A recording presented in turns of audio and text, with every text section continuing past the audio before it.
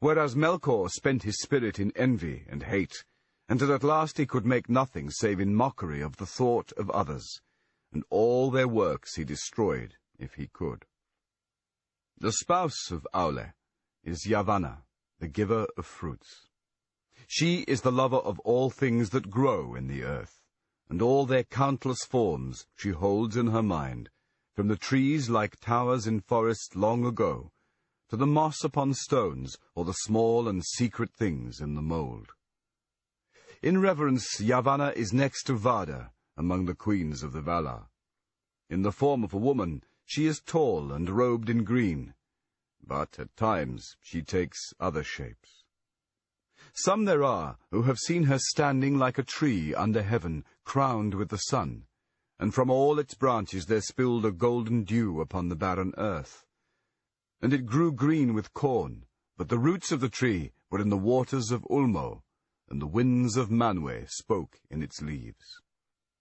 Kementari, Queen of the Earth, she is surnamed in the Eldarin tongue.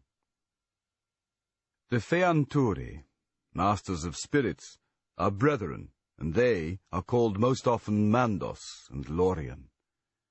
Yet these are rightly the names of the places of their dwelling, and their true names are Namo and Irmo. Namo, the elder, dwells in Mandos, which is westward in Valinor. He is the keeper of the houses of the dead, and the summoner of the spirits of the slain. He forgets nothing, and he knows all things that shall be, save only those that lie still in the freedom of Ilúvatar. He is the doomsman of the Valar, but he pronounces his dooms and his judgments only at the bidding of Manwë.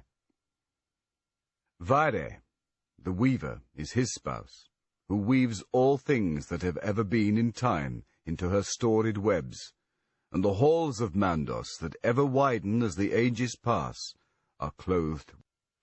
Irmo the younger is the master of visions and dreams. In Lorien are his gardens in the land of the Valar, and they are the fairest of all places in the world, filled with many spirits. Este, the gentle healer of hurts and of weariness, is his spouse. Grey is her raiment, and rest is her gift. She walks not by day, but sleeps upon an island in the tree-shadowed lake of Lorelin. From the fountains of Irmo and Este, all those who dwell in Valinor draw refreshment, and often the Valar come themselves to Lorien, and there find repose and easing of the burden of Arda. Mightier than Este is Nienna, sister of the Feanturi. She dwells alone. She is acquainted with grief, and mourns for every wound that Arda has suffered in the marring of Melkor. So great was her sorrow as the music unfolded, that her song turned to lamentation long before its end, and the sound of mourning was woven into the themes of the world before it began. But she does not weep for herself, and those who hearken to her learn pity and endurance in hope. Her halls are west of west, upon the borders of the world, and she comes seldom to the city of Valimar, where all is glad. She goes rather to the halls of Mandos, which are near to her own, and all those who wait in Mandos cry to her, for she brings strength to the spirit and turns sorrow to wisdom. The windows of her house look outward from the walls of the world. Greatest in strength and deeds of prowess is Tulkas, who is surnamed Astaldo the Valiant. He came last to Arda, to aid the Valar in the first battles with Melkor. He delights in wrestling and in contests of strength, and he rides no steed, for he can outrun all things that go on feet, and he is tireless. His hair and beard are golden, and his flesh ruddy. His weapons are his hands. He has little heed for either the past or the future, and is of no avail as a counselor, but is a hardy friend.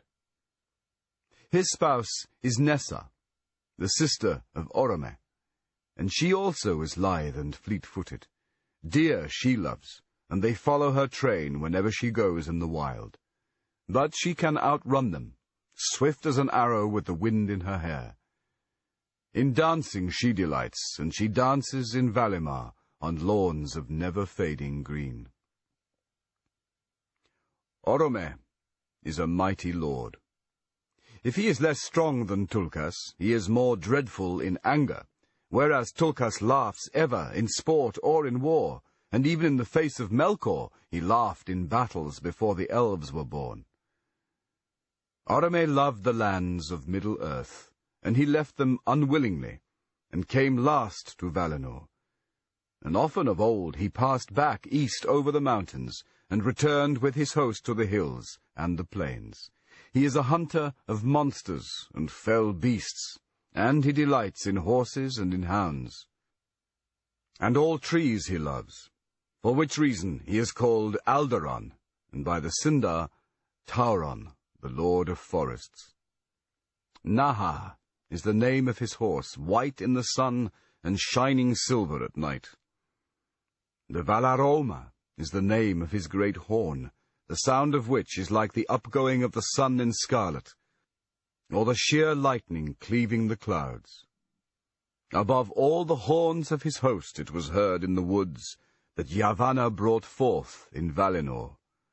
For there Orome would train his folk and his beasts for the pursuit of the evil creatures of Melkor.